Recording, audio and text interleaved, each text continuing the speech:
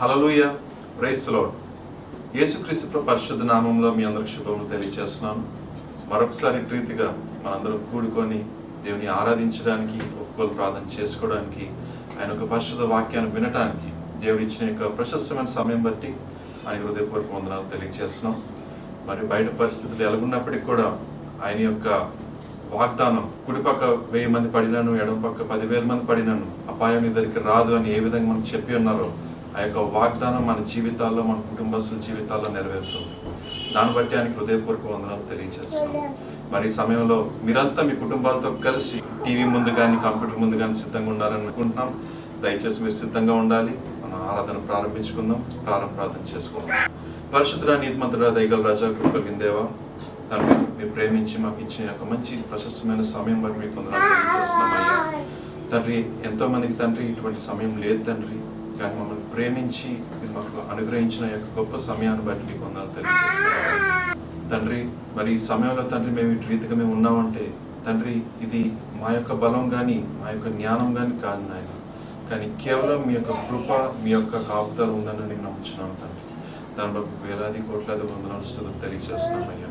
మరి ఈ సమయంలో తండ్రి నేను మేము ఆరాధిస్తుండగా తండ్రి నేను ఒప్పుకోలు ప్రార్థన చేస్తుండగా తండ్రి నేను మీ యొక్క వాక్యాన్ని వింటుండగా తండ్రి నేను ప్రతిదీ తండ్రి మీ యొక్క మహిమార్థం జరుగులాగిన తండ్రి నేను చేయమని అడుగుతా ఉన్నాను తండ్రి. మరి తండ్రి ఎవరైతే తండ్రి నేను టీవీ ముందు కానీ, ల్యాప్టాప్ ముందు కానీ, మా ప్రియ కుటుంబాలు, మా బంధుమిత్రులు ఎవరైతే తండ్రి యొక్క వాక్యాన్ని కానీ, ఆరాధన కానీ వీక్షిస్తున్నారో తండ్రి నాయన మీ యొక్క ఆశీర్వాదం వాళ్ళ మీద ఉంచి మీ యొక్క కంచె వాళ్ళ ఇంటి చుట్టూ ఉంచమని అడుగుతా ఉన్నాను తండ్రి. మరి ముందున్న సమయాన్ని, ముందున్న ఆరాధనని తండ్రి, ముందున్న తండ్రి కార్యక్రమాన్ని మీ చేతికి అప్పచెప్తూ ఈ చిన్న ప్రార్థన యేసునామములో నడిపెట్టుకుంటున్నాం తండ్రి. ఆమేన్.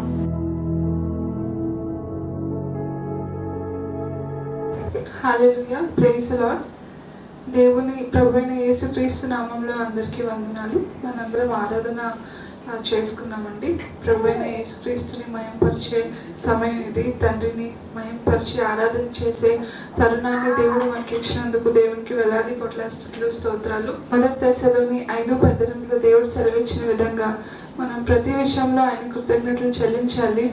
అటు విధంగా మనందరం ఇప్పుడు కలిసి ఆయనకి కృతజ్ఞతలు, మహిమ, ఘనత, సమస్త స్తుతులు, స్తోత్రాలు దేవునికి అర్పిద్దాము.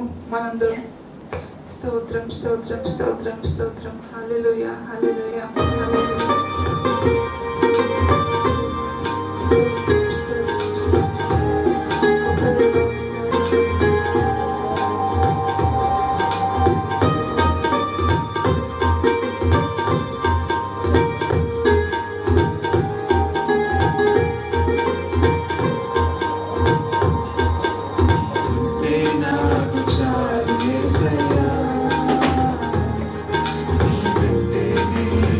God.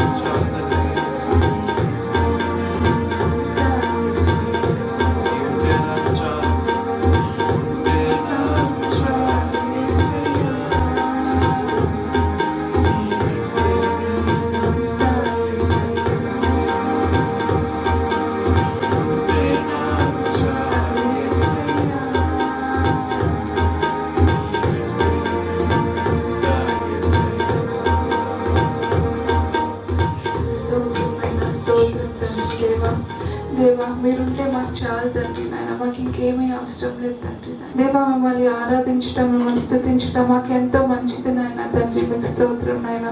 దేవా మాకు ఇచ్చిన ఈ ధర్నాన్ని బట్టి మీకు స్తోత్రం తండ్రి నాయన. దేవా ఎంత గొప్ప దేవుడు తండ్రి. దేవా మా తల్లిదండ్రుల కన్నా దేవా ఎక్కువగా మీరు మమ్మల్ని ప్రేమిస్తున్నారు తండ్రి. మీకు స్తోత్రం నాయన, స్తోత్రం నాయన. దేవా ఈ ప్రస్తుత పరిస్థితుల్లో తండ్రి దేవా ఎలాగుంటుందో, రోజు ఎలా వెళ్తున్నామో కూడా మాకు తెలియదు నాయన. కానీ కేవలం మీ కృప, మీ కృప, మీ దయ, మీ ప్రొటెక్షన్ వల్ల తండ్రి దేవా ఈరోజు మేము ఇలా సేఫ్గా దేవా ఈరోజు మేము ఇలాగా మంచిగా ఉన్నామంటే కేవలం మీ కృప, మీ ప్రేమ తండ్రి. మీకు స్తోత్రం నాయన. హల్లెలూయా, హల్లెలూయా. దేవా ఎటువంటి దారిలో మేము నడిచినా తండ్రి దేవా బలవంతుడైన మా తండ్రి అయిన దేవుడు మీరు మాతో ఉన్నారని మేము నమ్ముతున్నాం తండ్రి. మీకు స్తోత్రం నాయన, స్తోత్రం నాయన. దేవా మీకే వందనాలు వేసా, మీకే మహిమ ఘనత సమస్తం మీకే అర్పిస్తున్నాం తండ్రి. స్తోత్రం, స్తోత్రం.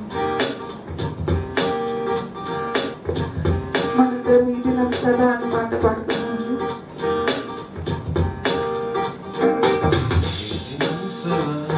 నా యేసుకే సొంతం, నా నాథుని ప్రసన్నత తోడ నడుచు. ఈ దినం సదా నా యేసుకే సొంతం, నా నాథుని ప్రసన్నత తోడ నడుచు. రానున్న కాలము కలతనివ్వదు,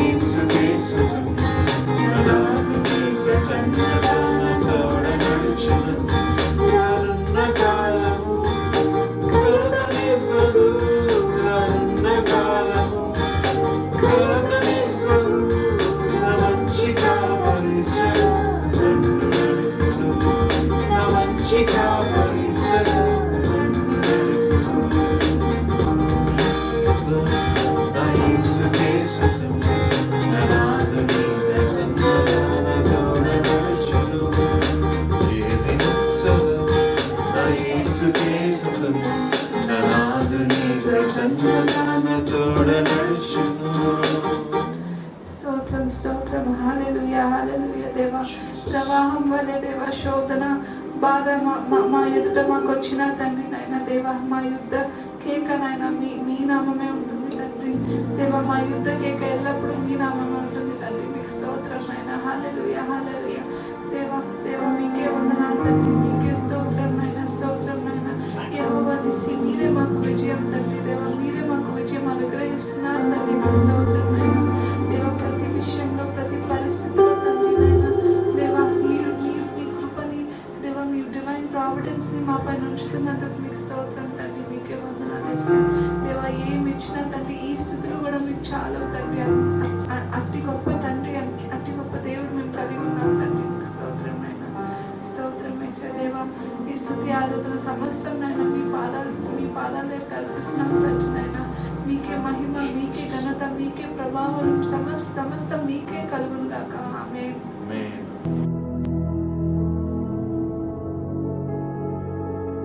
హల్లెలూయా. దేవాది దేవుని నామమునకు మహిమ కలుగును గాక. మరి ఈ దినము మన యొక్క ఆరాధనలో భాగంగా ఒప్పుకోలు ప్రార్థన మనం చేసుకుందామండి. ప్రభు మనకిచ్చిన ఈ యొక్క మంచి అవకాశాన్ని ప్రభు సన్నిధిలో మన యొక్క స్థితిని, మన యొక్క అనుదిన జీవితంలో మనకి ఎన్నో ఈ లోక సంబంధమైన మాలిన్యము మనకి అంటుకుంటూ ఉంటుంది. దాని విషయమే మనం గమనించుకోం చాలాసార్లు. వ్యక్తిగతంగా మన యొక్క అపరాధాలు అంటే ఎలా ఆలోచిస్తామంటే వెలుపట అబద్ధం ఆడడం కానివ్వండి, లేకపోతే చేరాని కార్యాలు చేయకూడదు, వాటినే మనం ఆలోచనలో పెట్టుకుంటాం. కానీ మన యొక్క అంతరంగ స్థితి గురించి మనం ఎప్పుడూ ఆలోచన చేయము.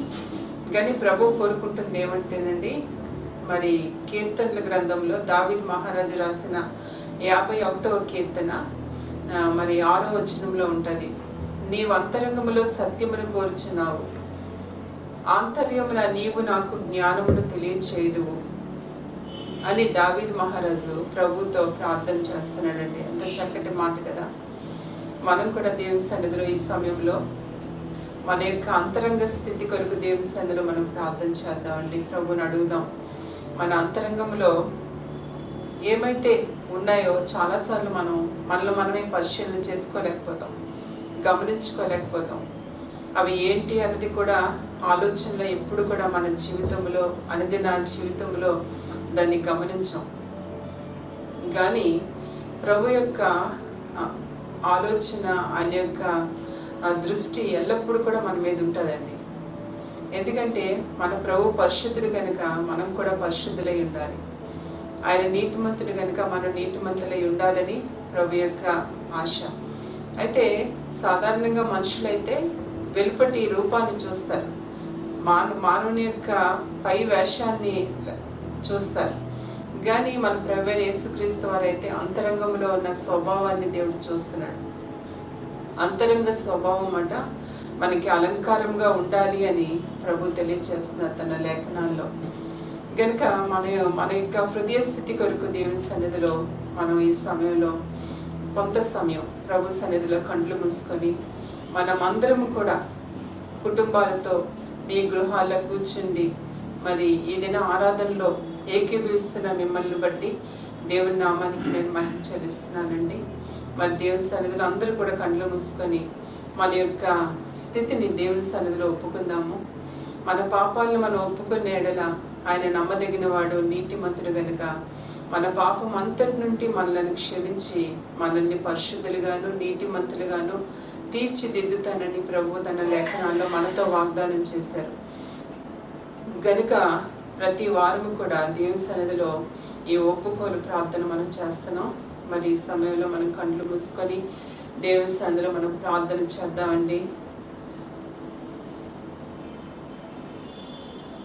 ప్రభువా పరిశుద్ధుడా, అయ్యా నీ యొక్క కృప కొరకు నాయన నీ సన్నిధిలో మేము వేడుకుంటున్నాం. ప్రభువా దేవా, మా యొక్క అంతరంగ స్థితి కొరకు నాయన అయ్యా మీరు మాకు తెలియజేస్తున్నారు. ప్రభువా మా అంతరంగంలో ప్రభా హృదయ రహస్యములను మీరు ఎరిగిన వారు. ప్రభా దేవా మా హృదయము తండ్రి అయ్యా నీ దృష్టిలో ఎలా ఉందో తండ్రి నాయన అనుక్షణము కూడా ప్రభా మమ్మలను మేము పరిశీలన చేసుకోవటానికి నాయన నీ కృపతో ప్రభా ఈ ఉదయకాలంలో మీరు మమ్మల్ని జ్ఞాపకం చేసుకోమని అడుగుతున్నాను. ప్రభా తండ్రి మా యొక్క అంతరంగ స్థితిని మాకు తెలియచేయమని వేడుకుంటున్నాం. ప్రభా తండ్రి నాయన నీకు స్తోత్రాలు. ప్రభా ఆంతర్యములో సత్యమును కోర్చిన దేవుడు అని ప్రభా మీ లేఖనాల్లో మీరు మాతో మాట్లాడుతున్నారు. ప్రభా ఎంత మంచి దేవుడు నాయన.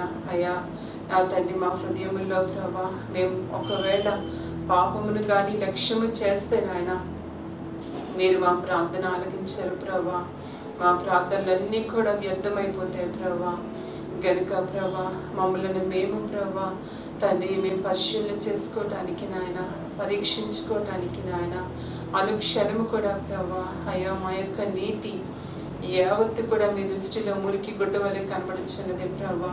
అయ్యా నా తండ్రి, మేమైతే అనుకుంటున్నామేమో ప్రభా మా ఎదుట సరైనదిగా కనబడే మార్గంలోనే మేము ప్రయాణం చేస్తున్నాము అని అనుకుంటున్నామేమో ప్రభా. కాదు నాయన తండ్రి, నాయన తుదుకు అది మరణానికి దారి తీస్తుందని మీ లేఖనాల్లో మీరు మాతో చెప్తున్నారు ప్రభా.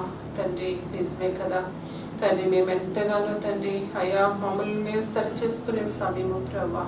తండ్రి ప్రశస్తమైన సమయంలో ప్రభా నన్ను, నా కుటుంబాన్ని, మరి నా సంఘములో ఉన్న ప్రతి కుటుంబాన్ని కూడా నాయన తండ్రి మీరు జ్ఞాపకం చేసుకోమని బ్రతిమలాడుకుంటున్నాం ప్రభా. నాయన ఈ సమయంలో దేవా మీరు మమ్మల్ని ఒప్పింపచేయండి నాయన. అయా అతిక్రమంలో దాచిపెట్టుకున్నవాడు వర్ధిల్లడని ప్రభా మీ లేఖనాన్ని మీరు చెప్తున్నారు ప్రభా.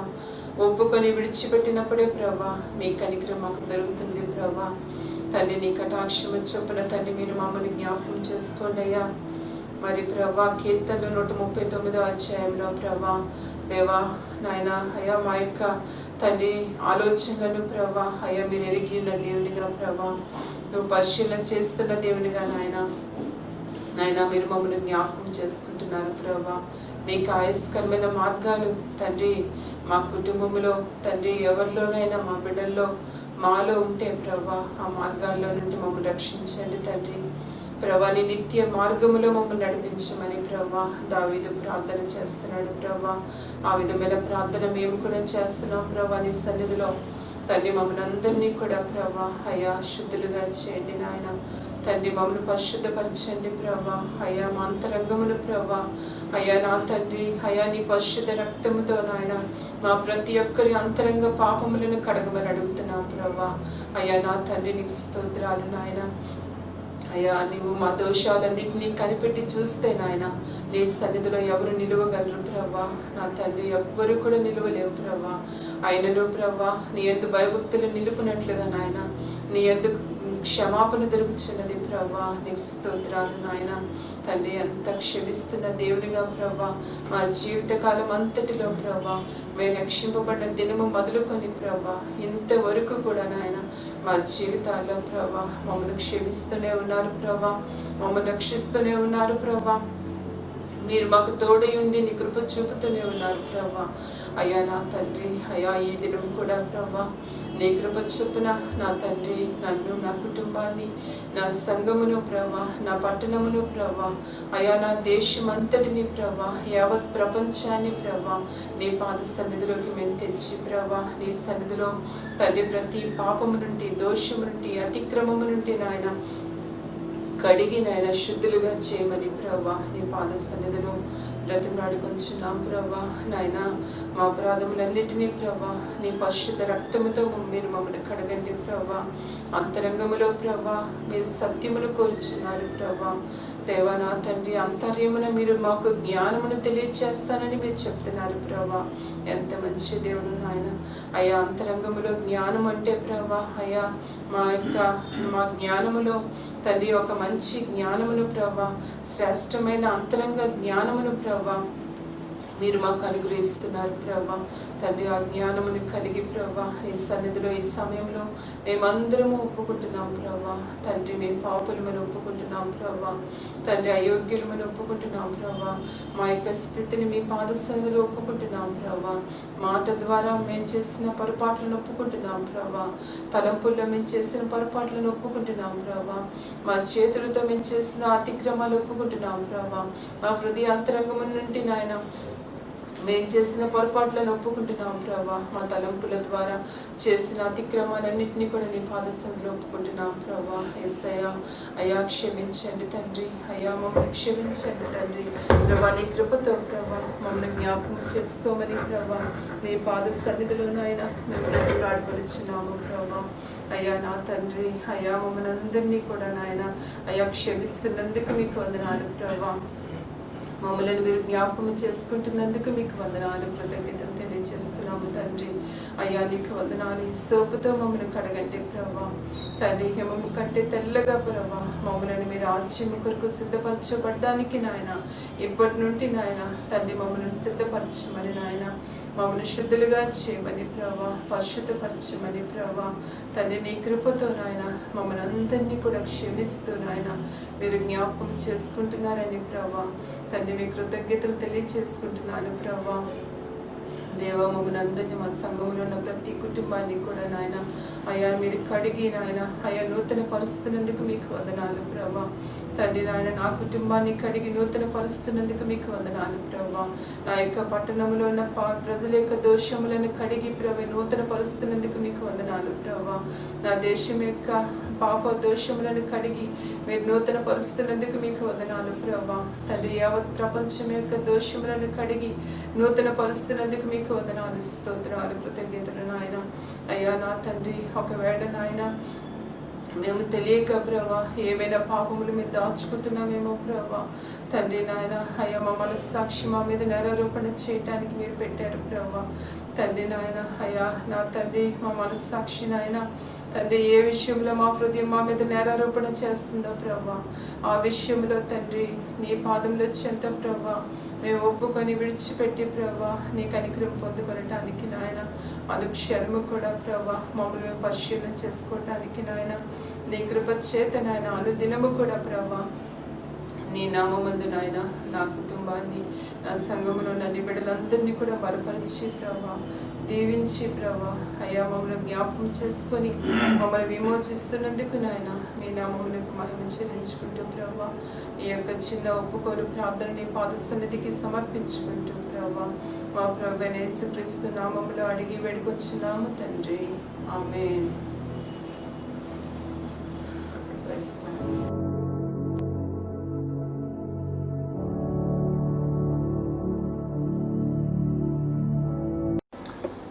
ప్రభునందు దేవుని బిడ్డలారా, నజరేయుడైన యేసుక్రీస్తు ప్రభు నామంలో మీకు శుభములు వందనములు తెలియజేస్తున్నాను.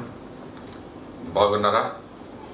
ఇంతవరకు కాపాడిన దేవుడు ఇమ్మానుయేల్ ప్రభు మనకు తోడుగా ఉండి కాపాడి నడిపిస్తున్న దేవుని బట్టి మనము ఆయనకి వందనాలు తెలియచేయాలి దేవుని బిడ్డలారా. మరి ముఖ్యంగా దేవుడు మన జీవితంలో విశ్వసనీయత గలవాడుగా నమ్మకస్తుడిగా ఉన్నాడు దేవుని బిడ్డ. ఆ విషయాన్ని మనం గుర్తించాలి. మనం ఏదో దగ్గుకి జలుబుకి మనం జడిసిపోయి పారిపోయి ప్రభా నన్ను విడిచిపెట్టేసావా అని చెప్పి అవిశ్వాసంలో పడిపోకండి. అవన్నీ మామూలుగా ప్రతి ఒక్కరి మీదకి వచ్చేటువంటి బలహీనతల అనారోగ్యాలే. దేవుని సన్నిధి కాపుదల కొరకు మనం నిత్యము ప్రార్థన చేస్తూ ఉన్నాం. దేవుని కటాక్షము సన్నిధి మిమ్మల్ని కాపాడును గాక.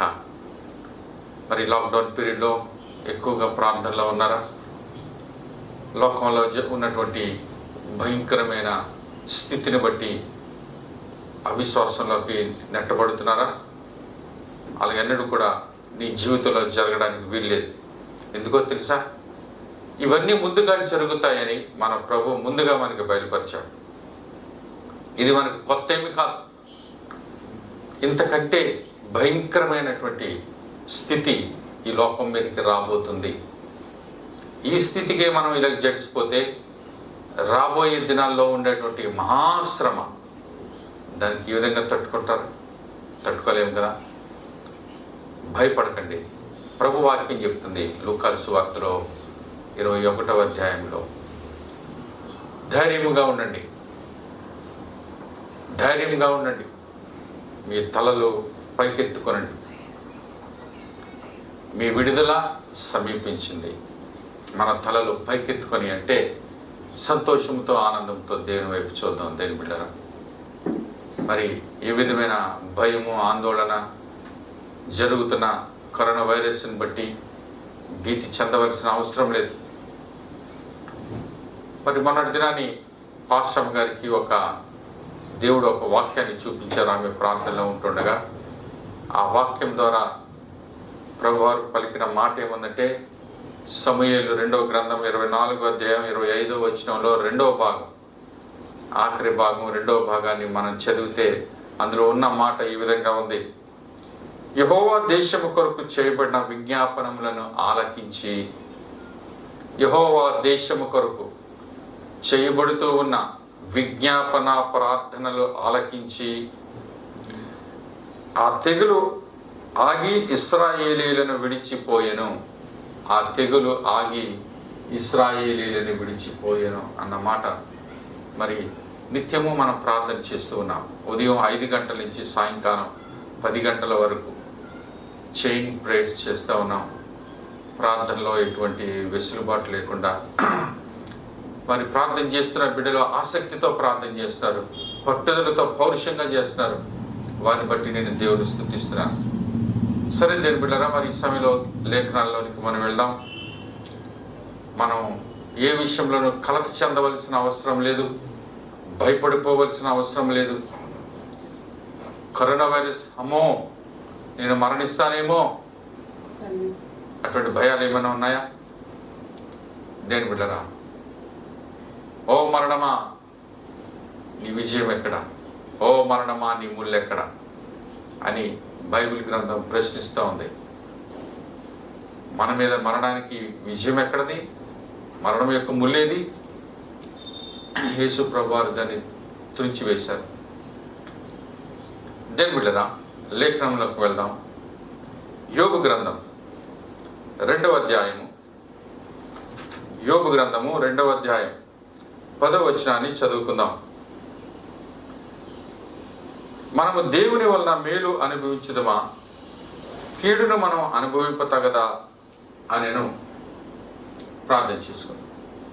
మహోన్నతుడా, పరలోకమందున మా తండ్రి, జీవాధిపతి, సర్వశక్తిమంతుడా, మీ పాదం ఎదుకొస్తున్నాం. మీరు ఇచ్చిన లేఖన భాగమును ఆశీర్వదించి విరిచి మాకు పంచిపెట్టమని యేసునామంలో వేడుకుంటున్నాం తండ్రి, ఆమేన్. హల్లెలూయా. దేని బిడ్డరా, లేఖనంలో యోబు గ్రంథంలో చదవబడిన లేఖనము యోబు యొక్క జీవితం సారాంశం అంతా కూడా మనకు తెలుసు. యోబు భయంకరమైన శ్రమల్లో ఉన్నాడు. తన కుమారులను కుమార్తెలను చనిపోయారు. తనకున్న పశువులు, మేకలు, గొర్రెలు, గాడిదలు, ఒంటెలు, గుర్రాలన్నీ కూడా పోయేవి. అన్నీ నాశనం అయిపోయి ఆఖరకు తన శరీరం కూడా పాడైపోయి కురుపులతో, భయంకరమైన వేదనతో, మంటతో శరీరం అంతా ఉంది. చిల్లపెంకు తీసుకొని దూరం పోయి బూడిదలో కూర్చొని అక్కడ వేదనతో శరీరం అంతా కూడా బక్కురుకుంటున్నాడు. ఆ సమయంలో భార్య వచ్చి అంటుంది, ఇప్పటికీ కూడా నీ యథార్థతను వదలవా, దేవుణ్ణి దూషించి మరణముఖము. ఆమె ఏమనుకుందంటే దేవుని కోపం, ఉగ్రత ఈయన మీదకి వచ్చింది అని. సాధారణంగా మనుషుల లోకంలో ఉన్నటువంటి ఒక దృక్పథం ఏంటంటే, ఎవరికైనా శ్రమలు, కష్టాలు, వేదనలు, రోగాలు, వ్యాధులు కలిగితే దేవుడు ముత్తేడేమో, దేవుడు శిక్షిస్తున్నాడు, దేవుడు అతను నల్లగొడుతున్నాడు, గనుకనే ఈ శ్రమ, ఈ బాధ, వేదన అని చెప్పి ప్రజలు తీర్పిస్తారు. ప్రజలు తీర్పు ఇవ్వడం అంటే చాలా చులకన, ఇలాగంటే తీర్పు ఇచ్చేస్తారు. అలాగా తన భార్య కూడా వచ్చి తీర్పు ఇచ్చేసింది. అప్పుడు యోబు ఏమంటున్నాడంటే, దేవుని వలన మనము మేలు అనుభవించడమా, కీడు అనుభవించతగదా అని తన భార్యతో ప్రశ్నిస్తున్నాడు. ఈరోజు ఇదే ప్రశ్న మనందరి ముందు ఉంది దేవుని బిడ్డలారా. ఈరోజు నేను కూడా మీకు ఆ ప్రశ్న వేస్తున్నాను, మీరు దానికి జవాబు చెప్పాలి. ప్రశ్న ఏంటంటే, దేవుని వలన మనం మేలు, ఆశీర్వాదాలు, కృప పొందుకోవడానికి సిద్ధంగా ఉన్నాము, మనందరికీ తెలుసు. మరి అదేవిధంగా దేవుని యందు నుంచి ఒక శ్రమ, కీడు, లేకపోతే ఒక బాధ, వేదన కలిగితే అది కూడా పుచ్చుకోవడానికి సిద్ధంగా ఉన్నామా? సాధారణ వ్యక్తులు సాధారణంగా ఆలోచించే వ్యక్తులు దీన్ని అంగీకరించరు. అఫ్ కోర్స్ మీరు ఈ యోబు కథ అంతా మనకు తెలుసు కనుక, దీని యొక్క సారాంశం అంతా తెలుసు కనుక, లేదండి రెండూ మనకు ఉండాలండి అని మనం తీర్పు చెప్తే చెప్పచ్చు. కానీ లోకానికి ఈ ప్రశ్న వేస్తే వాళ్ళు ఏమి జవాబు చెప్తారు? దేని బిడ్డరా, వాళ్ళు ఏమంటారంటే కీడు అనిపించడం అండి. యోబు ఎంత భయంకరమైన కీడు! యోబు జీవితంలో పొందిన ఆ శ్రమ ఏ నరుడైనా శ్రమ పొందగలడా? ఒకేసారి 7 కుమారులు చనిపోవడం, ఒకేసారి 3 కుమార్తెలు చనిపోవడం, ఒకేసారి తనకున్న ఆస్తి అంతా కూడా పోయి రూపాయి కూడా లేని దరిద్రుడైపోయాడు, దిక్కులేని వాడైపోయాడు, ఇల్లంతా ఖాళీ అయిపోయింది, తనకున్న వైభవం అంతా పోయింది. ఇది మామూలుగా ఏదో అనుకోకుండా జరిగిన యాక్సిడెంట్ కాదు సుమా, ఇది దేవుని వల్లే కలిగింది, అందుకే ఒకే రోజు ఇన్ని జరిగాయి అని యోబు అందరూ కూడా భావిస్తూ ఉన్నారు. ఇది దేవుని వల్లే జరిగింది, దేవుని వల్లే జరిగింది. ఆఖరికి తన శరీరం మీద కూడా వచ్చింది. శరీరం కూడా కురుపులతో నిండిపోయి దానివల్ల కలిగే బాధ వేదనతో బాధపడుతూ ఉన్నాడు. చిలబెంకు తీసుకొని బూడిదలో కూర్చున్నాడు. అప్పుడు భార్య వచ్చి అంటుంది, ఇంకా యథార్థతను వదలవా? దేని బిడ్డరా, ఈరోజు ఈ ప్రశ్న ఏంటంటే, దేవుని యొద్ద నుంచి ఆశీర్వాదాలైనా, సంతోషమైన, సుఖమైన కోరుకుందాం. అన్నీ దేవుడు మనకు అమర్చి సమకూర్చి ఇస్తే దేవానికి స్తోత్రం, చక్కగా నేను ఆరాధన చేయగలను, నీ సన్నిధికి రాగలను, నీకు కానుక ఇవ్వగలను, నేను ప్రేమించగలను, పాట పాడగలను, నీ సన్నిధిలో నేను వాక్యం చెప్పగలను, ప్రార్థన చేయగలను. కానీ నా ఇంట్లో కష్టాలు, అనారోగ్యాలు, వ్యాధులు, ఇబ్బందులు ఏమనుంటే నేను నీ చర్చికి ఏమొస్తాను? నన్నేం ప్రార్థన చేయమంటావు? నేను ఎక్కడ నీ సన్నిధిలో నేను నమ్మకంగా ఉండగలను? ఇది మన పరిస్థితి. దేని బిడ్డరా, ఈరోజు లోకానికి ప్రభువారు ఒక ప్రశ్న ఇస్తున్నాడు. మేలు అనిపించడానికి నువ్వు సిద్ధమా? కీడు అనిపించడానికి నువ్వు ఎంత మాత్రం ఇష్టపడటం లేదా? నీ పరిస్థితి ఏంటి? ఎలాగ ఉన్నది? యోబు అంటున్నాడు, దేవుని యొద్ద నుంచి నీకు మేలు కోరుకొని మేలు అనుభవించడానికి సిద్ధంగా ఉన్నప్పుడు, ఒకవేళ దేవుడు కీడు శ్రమ కూడా ఇచ్చినట్లయితే దాన్ని కూడా తీసుకోవడానికి సిద్ధంగా ఉండాలి అన్నది యోబు యొక్క వాదన. దేని బిడ్డరా, మన పరిస్థితి ఏంటి? లోకం ఏమంటది? ఆ కీడు పొందుకోవడానికండి దేవుని దగ్గరికి వస్తాం. ఈ దగ్గు జలుబులు జ్వరాలు తీసేయమని, మా ఇంట్లో ఉన్న బాధలన్నీ తీసేయమని, మాకున్న కష్టాలన్నీ తీసేయమని, మాకున్న ఏడుపు దుఃఖము ఈ శ్రమలన్నీ తీసేయమని కదా మనం దేవుని సన్నిధికి వస్తున్నాం. చర్చిలో 100% మంది అందు గురించే వస్తున్నారు దేవుని సన్నిధికి. ఎందుకు వస్తున్నారండి? శ్రమలు, వేదనలు, దుఃఖం, కష్టం అంతా పోయి దేవుని దగ్గర నుంచి ఆశీర్వాదాలు పొందుకొని సుఖంగా నెమ్మదిగా బ్రతకాలి. అందుకే దేవుడు కావాలి, లేకపోతే దేవుడు మాకెందుకండి అనే దృక్పథంలో ఉండిపోయారు, మిగిలిపోయారు అక్కడే.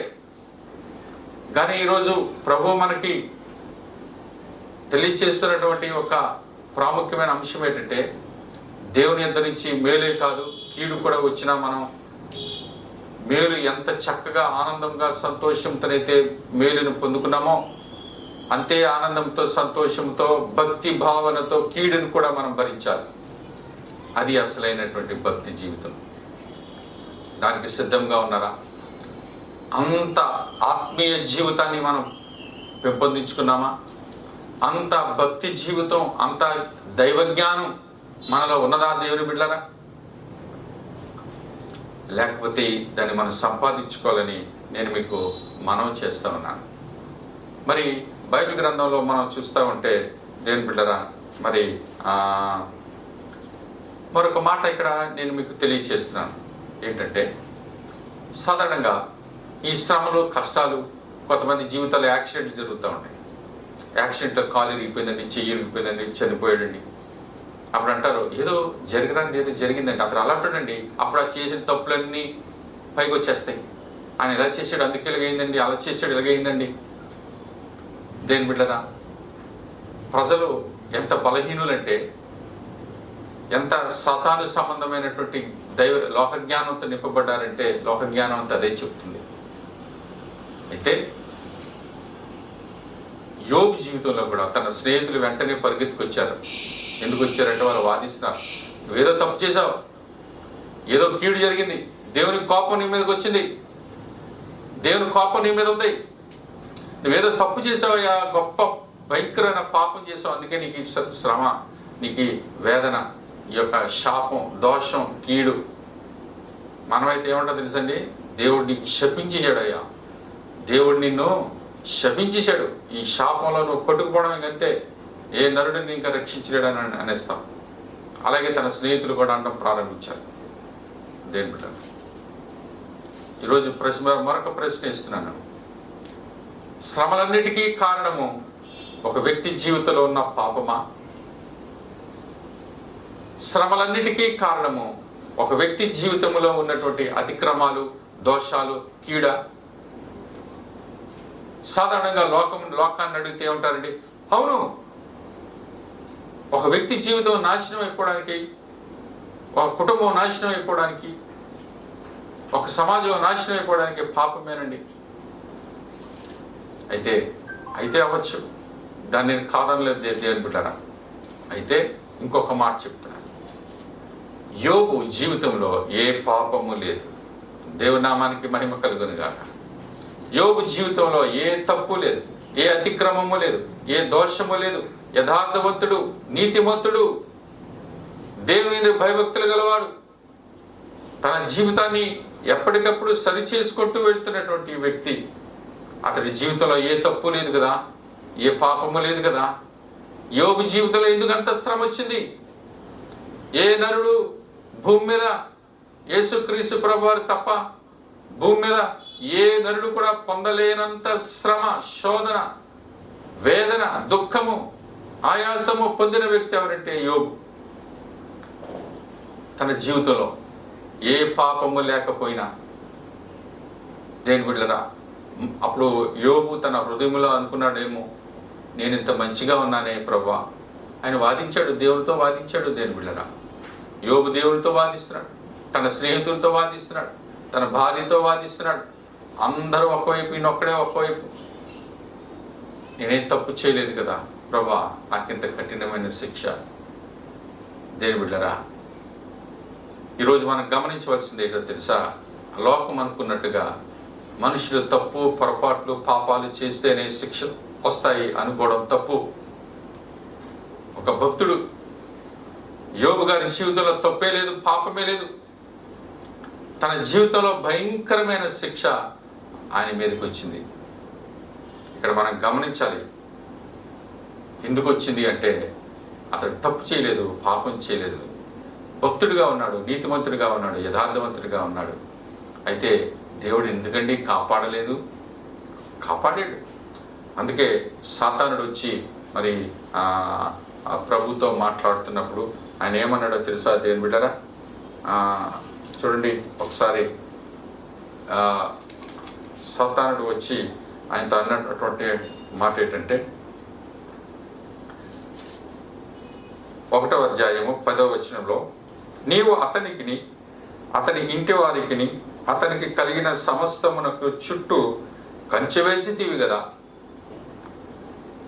నీవు అతని చేతి పనిని దీవించుట చేత అతని ఆస్తి దేశంలో బహుగా విస్తరించుచున్నది. దేని బిడ్డరా, సాతానుడు దేవుని ఎదుట ఆరోపణ చేస్తున్నాడు. తన భక్తుడు, దేవుని భక్తుడు, దేవుని పరిశుద్ధుడు, నీతిమంతుడు, యథార్థవంతుని మీద ఆరోపణ చేస్తున్నాడు. యోబు అంతా ఊరకనే భయభక్తులు కలిగి ఉన్నాడా? ఊరకనేనా? మంచి ఆస్తి ఇచ్చావు, గొర్రెలు, మేకలు, పశువులు, మందలు. ఈ తూర్పు ప్రాంతంలో అతని కంటే గొప్పవాడు ఎవరు లేరు. గొప్ప ప్రపంచంలోనే మొదటి వ్యక్తో, రెండో వ్యక్తో, మూడో వ్యక్తి అయి ఉన్నాడు. అంత గొప్పవాడుగా చేశావు. తర్వాత అతని చుట్టూ, అతని పిల్లల చుట్టూ, అతని కుటుంబం చుట్టూ, అతనికి కలిగిన ఆస్తి చుట్టూ కూడా నువ్వు కంచె వేశావు. దేని బిడ్డరా, దేవుడు యోబు కుటుంబం చుట్టూ, తన భార్య బిడ్డల చుట్టూ కూడా కంచె వేసెను అన్న మాట బైబిల్ గ్రంథంలో వ్రాయబడి ఉన్నది. దేని బిడ్డరా, అతనికి కలిగిన సమస్తమునకు చుట్టూ, తన ఇంటి వారికి, కంచె వేశాడు దేవుడు. అందుకే సాతానుడు ఎంటర్ అవ్వలేకపోయాడు. ఈరోజు మీరు విశ్వసిస్తున్నారో లేదా?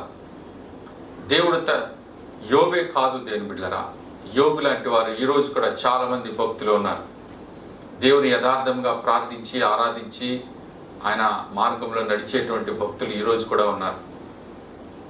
వారి చుట్టూ కూడా దేవుడు తన కంచె వేశాడు. సాతానుడికి, ఐగుప్తు రోగాలకి, బలహీనతలకు చొరబడకుండా కాపాడుతున్నాడు. అయితే ఎప్పుడైతే సాతానుడు వచ్చి ఒక లాయర్ లాగా వాదిస్తున్నాడు, ఏం వాదిస్తున్నాడంటే, ఏంటి ప్రభా, నీవు అతడి చుట్టూ కంచె వేసి కాపాడేస్తున్నావు కనుక అతడు నీ భక్తుడుగా నీతిమంతుడిగానే ఉండిపోయాడు. అవన్నీ తీస్తే అతడి యథార్థత ఏంటో, నమ్మకత్వం ఏంటో, విశ్వసనీయత తెలిసిపోతుంది అని చెప్పగానే, అయితే ఒకసారి చెక్ చెయ్యి అని చెప్పి, ఇదిగో అతనికి నేను నీ వశమున ఉంచుతున్నాను అని అన్నాడు.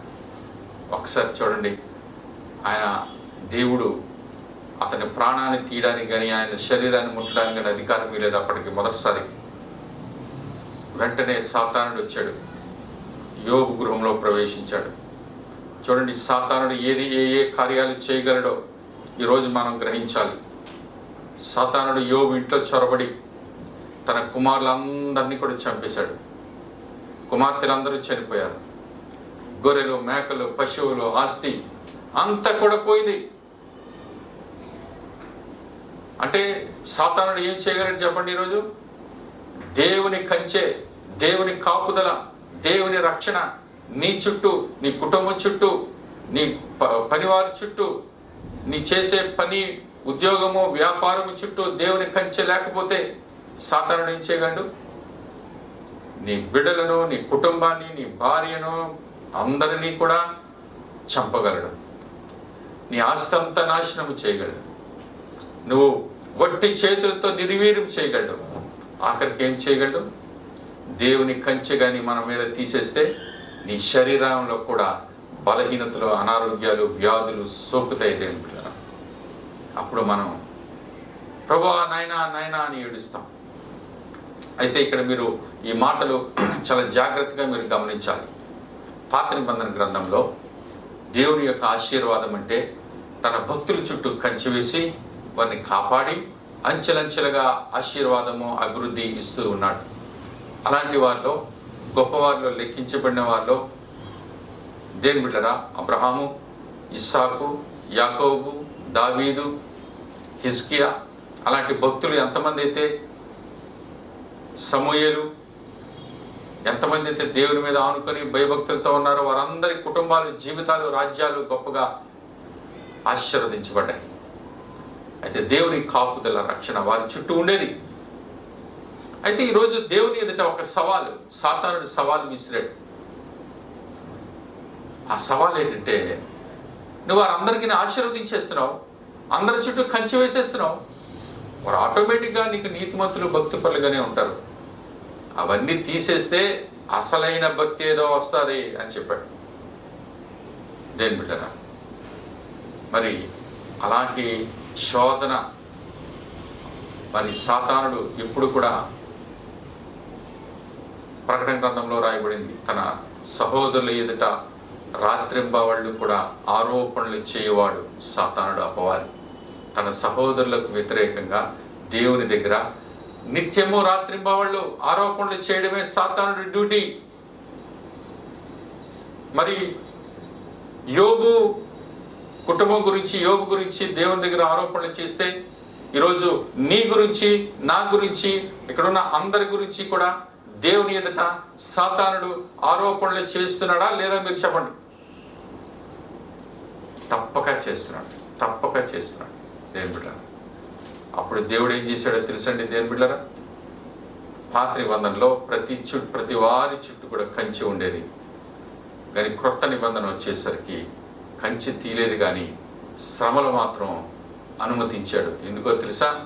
నీ యొక్క నమ్మకత్వం, నీ యథార్థత, నీ విశ్వసనీయత అందరూ కూడా యోబు వలె మారాలి. యోబులో ఉన్న విశ్వాసానికి రావాలి. యోబు విశ్వాసం గొప్పది. శ్రమ కలుగక మునుపు, ఇంటి మీద భయంకరమైన సాతాను సంబంధమైన నాశనము కలుగక మునుపు యోబుకున్న విశ్వాసము, యథార్థత, నమ్మకత్వం వేరు. శ్రమ కలిగిన తర్వాత, అన్ని పోగొట్టుకున్న తర్వాత, తన శరీరం కూడా చీకిపోయిన తర్వాత అప్పుడు తనకున్న విశ్వాసము, అప్పుడు తనకున్నటువంటి యథార్థత, భక్తి జీవితము వేరు. చాలా రెట్లు బలపడిపోయింది దేవుని బిడ్డరా. ఈరోజు దేవుడు మనల్ని కూడా చూస్తూ ఉన్నాడు. ఏంటో తెలుసా? నీ భక్తి జీవితం యోబులాగా ఉండాలి. యోబులాగా మనం మాట్లాడాలి. యోబు ఏమన్నాడండి? దేవుని వల్ల మేలు, ఆశీర్వాదం, కృప, స్వస్థత, రక్షణ పొందుకోవడం మాత్రమేనా?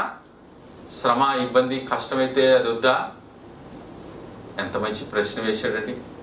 ఈరోజు అసలైన భక్తులు ఏమంటారో తెలుసా? ప్రభా, నువ్వు పంపిస్తే శ్రమైనా, బాధైనా, హింసైనా, కరువైనా, వస్త్రహీనతైనా, ఉపద్రవమైనా నా మీదకి రాని. నువ్వు పంపిస్తే నేను అంగీకరిస్తాను ప్రభు. నువ్వు పంపిస్తే దేనికైనా నేను రెడీ. నువ్వు వెళ్ళమని చెప్తే నేను అగ్నిగుండంలో కూడా దూకడానికి రెడీగా ఉన్నాను. ఎవరైనా మాట చెప్పగలరా? దేవుని నామానికి మహిమ కలుగును గాక. దేవుని బిడ్డలారా, ఈరోజు అంత శోధన దేవుడు మనకివ్వడు. శోధించేవాడు కాడు మన దేవుడు. నిన్ను ఇరుకులో పెట్టేవాడు కాదు. కానీ కొన్నిసార్లు, కొన్ని సందర్భాల్లో నీకు కలుగుచిన శోధన అనగా ట్రయల్స్ అండ్ టెంప్టేషన్స్, అంటే నీకు ప్రతిసారి కూడా టెస్ట్లు జరుగుతూ ఉంటాయి. ఎందుకంటే యోబులే నువ్వు మార్పులు వేసుకుంటూ పోవాలి, యోబులే మాట్లాడాలి. యోబు లాంటి మాటలు రావడం లేదు. యోబు లాంటి విశ్వాసం, యథార్థత మనకి ఇంకా రాలేదు. కనుక దేవుడు ఏం చేస్తాడంటే నీతిమంతుల మీద కూడా, పరిశుద్ధుల మీద కూడా, భక్తి పరుల మీద కూడా క్రొత్త నిబంధనలో శ్రమ అనేది అందరికీ వస్తుంది. అందరికీ వస్తుంది. అందరూ కూడా అదే మార్గంలో వెళ్ళాలి. అందరి మీద వర్షము, ఎండ, వాన, చలి ఎలాగైతే నీతిమంతుల మీద, భక్తిహీనుల మీద వస్తుందో అలాగే శ్రమలు, దుఃఖాలు, వేదనలు అన్నీ కూడా నీతిమంతుల మీద, భక్తిహీనుల మీద కూడా రాబోతుంది. ఈ విషయాన్ని మనం జ్ఞాపకం చేసుకోవాలి. అప్పుడు నీ యథార్థత దేవుని ఎడల చూపించు, నమ్మకత్వం చూపించు, నీ విశ్వసనీయత చూపించు. దేవుడు మనల్ని కోరుకుంటున్నాడు. దేవుని బిడ్డలు, ఈరోజు యోబు ద్వారా మన దేవుడు మనకి ఈ మాటను మనకు తెలియచేస్తూ ఉన్నాడు. ఆఖరిగా దేవుని బిడ్డలు చూడండి, మరి ఫిలిప్పీలకు రాసిన పత్రికలో 1వ అధ్యాయం 30వ వచనంలో ఏముందంటే, క్రీస్తు యేసునందు విశ్వాసం ఉంచుట మాత్రమే గాక ఆయన పక్షమున శ్రమపడుటయు ఆయన పక్షమున మీకు అనుగ్రహించబడింది. దేవుని పక్షాన విశ్వాసము, ప్రేమ, నిరీక్షణ, ఆశీర్వాదాలు ఇవి మాత్రమే కాదు దేవుని బిడ్డరా. ఆయన పక్షాన శ్రమ పడుటయు నీకు అనుగ్రహించబడింది. ఆయన పక్షమున నీవు మన నలుగట్టబడుటకు కూడా నువ్వు అవసరమైతే నువ్వు ఇవ్వబడతావు. కొంతమంది భక్తుల జీవితంలో శ్రమ కలుగుతూ ఉంటుంది. కొంతమంది భక్తుల జీవితంలో నలిగిపోతూ ఉంటారు. కొంతమంది భక్తులు మంచి ప్రార్థన పరులండి, మంచి భక్తులండి. వారి జీవితంలో ఎంత అతలాకుతలం అయిపోతూ ఉంటుందో ఎందుకో తెలుసా? నీకు జరుగుతున్నటువంటి ఆ శ్రమ నీకు ఒక ఓర్పును కలిగించి నీవు నీ యొక్క యథార్థతకు, నీ విశ్వసనీయతకు ఒక టెస్ట్. అది నీకు పరీక్షలు, నీకు మార్కులు వేసుకునే పరలోకంలో గొప్పవాడిగాను అవడానికి దేవుడు ఇచ్చేటువంటి గొప్ప కృప. కనుక ఈరోజు దేవుడు మనతో మాట్లాడుతున్నాడు. దేని బిడ్డరా, ఈరోజు ప్రభు మనతో చెప్పే మాట ఏంటో తెలుసా? నీ ఎందుకు ఆశీర్వాదాలే కాదు, అవసరమైతే శ్రమ, బాధ, వేదన ఇవన్నీ కూడా మనం పొందడానికి సిద్ధంగా ఉండాలి. ఈ రోజులో మనం జడిసిపోతున్నాం. అయ్యో కరోనా వైరస్, ప్రభా నన్ను మమ్మల్ని మర్చిపోయావా ఏంటి? ఒకవేళ నా భక్తి తక్కువైపోయిందా ఏంటి? ఏదో నిన్నటి నుంచి ఎందుకో నాకు ఒళ్ళొప్పులు, కీళ్ళొప్పులు వచ్చేస్తున్నాయి, జలుబు వచ్చింది. కరోనా వైరస్ రాకముందు కూడా జలుబులు, దగ్గులు ఉన్నాయి. గుర్తించండి, కరోనా వైరస్ రాకముందు కూడా ఒళ్ళొప్పులు, కీళ్ళొప్పులు ఉన్నాయి. కరోనా వైరస్ రాకముందు కూడా ఉండవలసిన రోగాలు అన్నీ ఉన్నాయి. ఇప్పుడేదో కొత్తగా వచ్చినట్లు జలుబులు, దగ్గులు, జ్వరాలన్నీ కూడా జడిసిపోతా ఉన్నాం. డోంట్ వరీ, నీ ప్రభు నీకు తోడుగా ఉన్నాడు.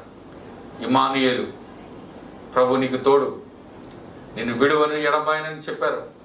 దేని బిడ్డరా, లోకం జడిసినట్టుగా దేవుని బిడ్డలు జడవడానికి వీల్లేదు. లోకము జడిసిపోయినట్టుగా దేవుని బిడ్డలు అవిశ్వాసులు పడడానికి వీల్లేదు. లోకానికి ఏముందండి? ఏమీ లేదు. వారికి నిరీక్షణ లేదు, వారికి వాగ్దానాలు లేవు, నిబంధన లేదు, వాక్యము లేదు, రక్షకుడు లేడు. నీకేముంది? దేవునికి స్తోత్రం, నీకు రక్షకుడు ఉన్నాడు, నీకు వాగ్దానాలు నిబంధనలు ఉన్నాయి. ప్రభు నీకు తోడై ఉన్నాను, నేను నీకు ఇమ్మానుయేలు అని చెప్పాడు. ఇదిగో నిన్ను ఒంటరిగా విడువను, నిన్ను విడిచిపెట్టను, నువ్వు ఆదరణకర్తను మీకు పంపిస్తాను. ఆదరణకర్త, అతడు నిత్యము నీతో ఉండునట్లు, నిత్యము నీతో ఉండునట్లు ఆయన నీకు తోడుగా ఉంటాడు. దేని బిడ్డలు శ్రమలోను బాధలు నమ్మండి. నీ కష్టకాలంలో, ఇబ్బందుల కాలంలో దేవుడు ఆయన నిన్ను ఒంటరిగా విడిచిపెట్టడానికి ఇష్టం లేదు దేవునికి. ఆయన అంటున్నాడు, ఎవరో కాదు, నా ఆత్మే నీకు తోడుగా వస్తుంది. గమనించండి దేవుని బిడ్డలారా, ప్రభు చెప్పే మాట ఏంటో తెలుసా?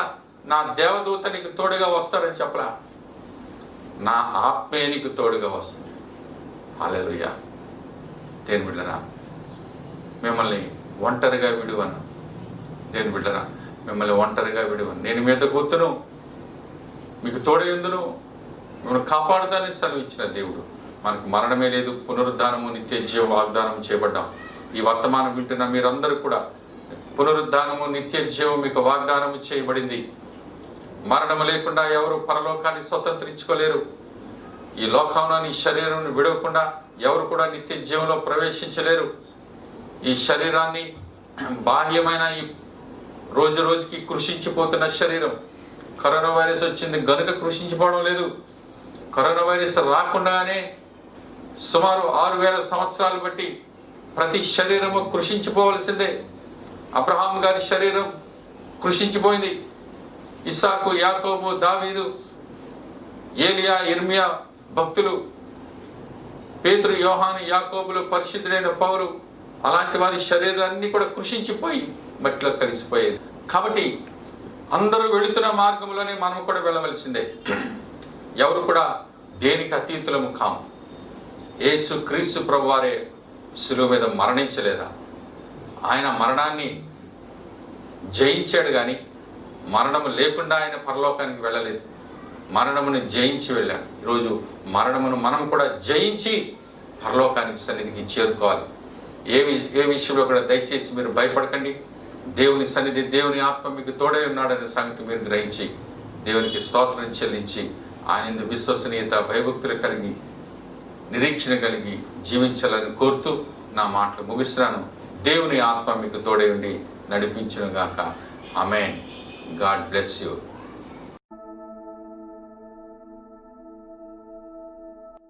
హల్లెలూయా. మరి ఇప్పుడు దాకా విన్న వాక్యం ద్వారా దేవుడు మీ అందరితో మాట్లాడి ఉన్నారని మేము నమ్ముతా ఉన్నాం.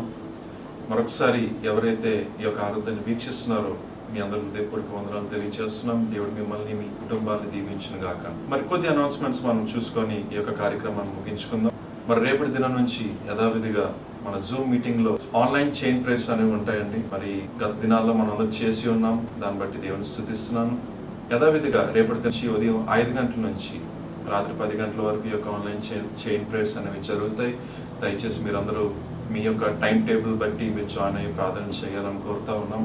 బలమైన ప్రార్థనలు జరుగుతున్నాయి నిత్యం. ఎవరైతే అనారోగ్యంతో ఉన్నారో లేదా ఏదైతే వైరస్ ఉంటుందో వాటన్ని పాయింట్స్ గురించి మనం ప్రార్థన చేస్తూ ఉన్నాం. దయచేసి మీరందరూ ప్రార్థనలో జాయిన్ అవ్వాలని కోరుతున్నాం. అదేవిధంగా ప్రతిరోజు ఉదయం 8 గంటలకి స్పిరిచువల్ బ్రేక్ఫాస్ట్ అనేది మీకు వాట్సాప్లో పంపించడం జరుగుతుంది. మరి ఈ యొక్క స్పిరిచువల్ బ్రేక్ఫాస్ట్ని మీరు అందరూ వింటున్నారని మేము ఆశిస్తూ ఉన్నాం. దయచేసి ఈ యొక్క స్పిరిచువల్ బ్రేక్ఫాస్ట్ని మీరు విని మీ యొక్క కుటుంబ సభ్యులు కానీ లేదా మీ యొక్క మిత్రులు కానీ ఇది ఫార్వర్డ్ చేయాల్సిందిగా కోరుతూ ఉన్నాం. మరి వచ్చే శుక్రవారం కూడా యథావిధిగా మన ఫాస్టింగ్ ప్రేయర్స్ ఉంటాయి. ఇది కూడా మన జూమ్ మీటింగ్ ద్వారా చేస్తూ ఉన్నాం. దయచేసి మీరు మీ కుటుంబాలతో కలిసి మీరు జాయిన్ అవ్వాలని కోరుతూ ఉన్నాం. ఇంకేమైనా చేంజెస్ ఉన్న అప్డేట్స్ ఉన్నా మీకు వాట్సాప్ ద్వారా కానీ ఫోన్ కాల్ ద్వారా కానీ మీకు తెలియచేయబడుతుంది. మరి దేవుడు మీ అందరికీ తోడే ఉండి నడిపించును గాక. ముగింపు ప్రార్థన ఆశీర్వాదంతో మనం ముగించుకుందాం. Thank you.